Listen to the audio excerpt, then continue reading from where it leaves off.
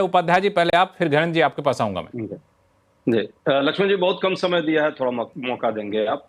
हमारे साथी प्रवक्ता ने जो भी बात कही और साथ में हर्षवर्धन जी भी जो बातें कर रहे हैं, हर्षवर्धन जी बात तो शुरुआत ठीक करते हैं, लेकिन देखते देखते अपने उसी मूल एजेंडा पर आ जाते हैं जो भाजपा चाहती है। सच्चाई ये है, भाजपा के क्या चरित्र और चेहरे को और इतने 11 साल के शासन व्यवस्था से कोई वो अछूते हैं, वो नहीं जानते हैं।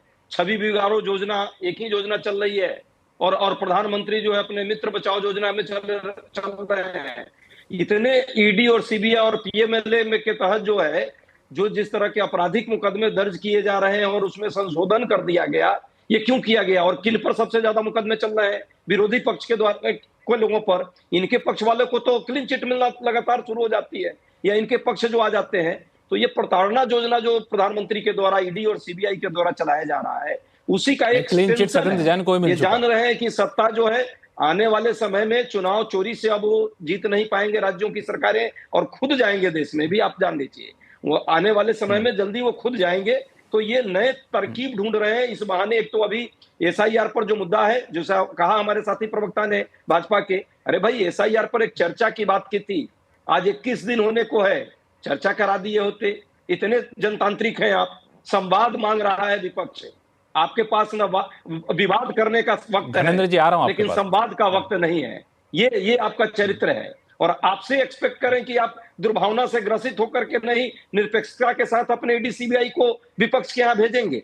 कितने सरकारों के हमारे मुख्यमंत्रियों को अभी तक उठा रहे हैं, इतनी प्रताड़ना करने में आप लगे हुए हैं। कहीं से कोई सबूत 30 दिन के अंदर आप प्रोड्यूस नहीं कर पाए, एफआईआर आप नहीं कर पाते हैं, प्राइमरी रिपोर्ट नहीं दे पाते हैं। बार बार आपका जो है एक मुद्दा आपने अजय उपाध्याय जी दूसरी बात आपने एक जो मुद्दा उठाया, दूसरी बात 10 सेकेंड, एक सिर्फ यही मामला नहीं है, कार्यपालिका बनाम न्यायपालिका की भी बात है, संवैधानिक अवधारणा की भी बात है, इसमें बहुत सारे सैद्धांतिक भी पक्ष हैं, उसका भी ख्याल होना चाहिए।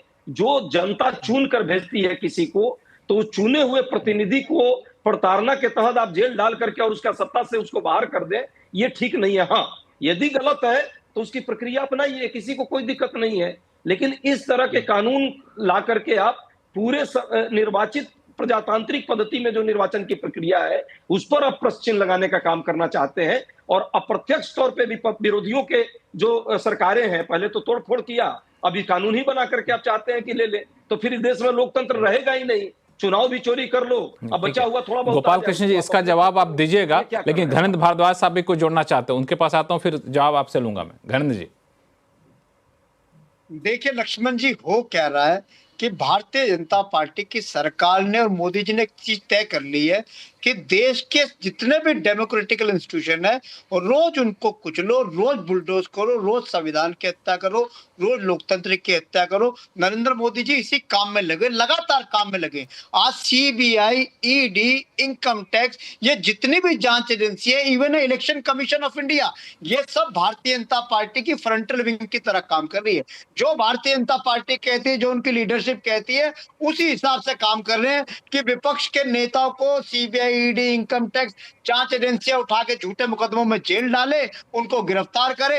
अभी तक जिस लीकर स्कैम की बात करें, जिस 100 कार्ड लीकर स्कैम के अंदर अरविंद केजरीवाल, मनीष सिसोदिया, संजय सिंह, विजय नायर, ये तमाम लोग, सत्येंद्र जैन जेल गए।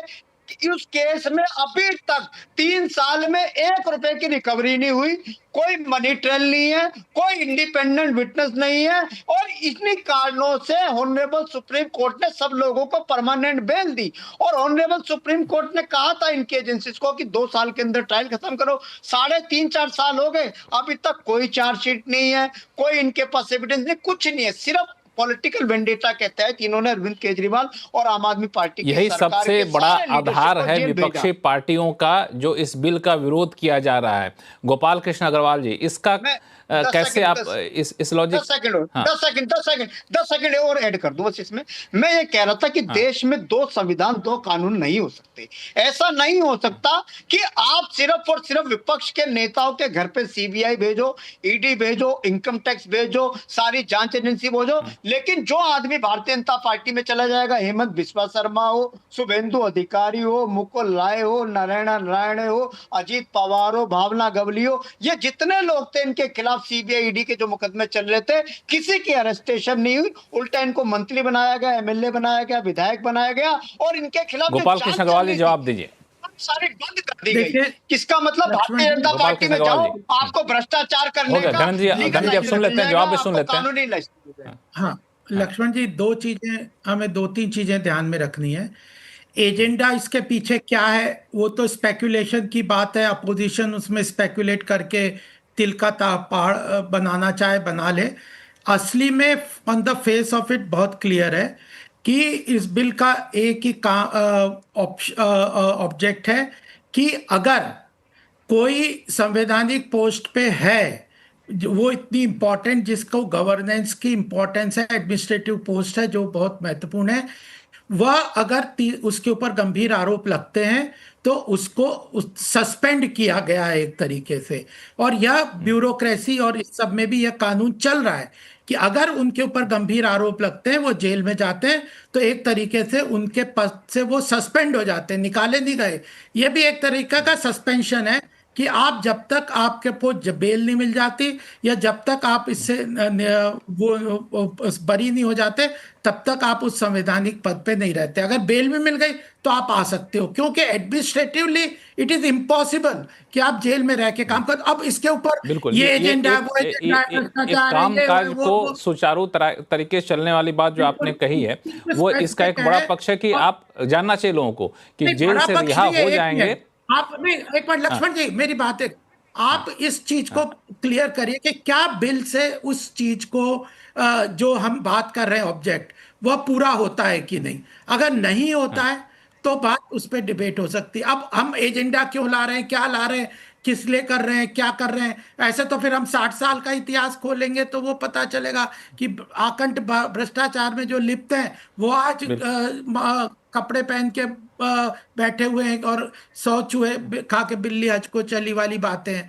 तो बात यह है कि ऑब्जेक्ट है कि अगर आपने किसी गंभीर आरोप में, आपके ऊपर आरोप लगा है और 30 दिन से ज्यादा जेल में रह लिए और आप 30 दिन में भी बेल नहीं दे रहे। देखिए ये बड़े बड़े एग्जाम्पल देते हैं, कितने बार बेल रिजेक्ट हुई है कोर्ट से अरविंद केजरीवाल की। उनने कहा है अब अल्टीमेटली अगर इस पद पे बैठे हुए लोगों की ऑडिट ट्रेल ढूंढना, वो अपने आप से, तो अरविंद केजरीवाल तो एक भी फाइल नहीं साइन करते थे, उनने तो फाइल ही नहीं साइन करी पूरे टाइम में, कितने साल सत्ता में रहे। तो ऐसे लोगों का क्या करोगे आप?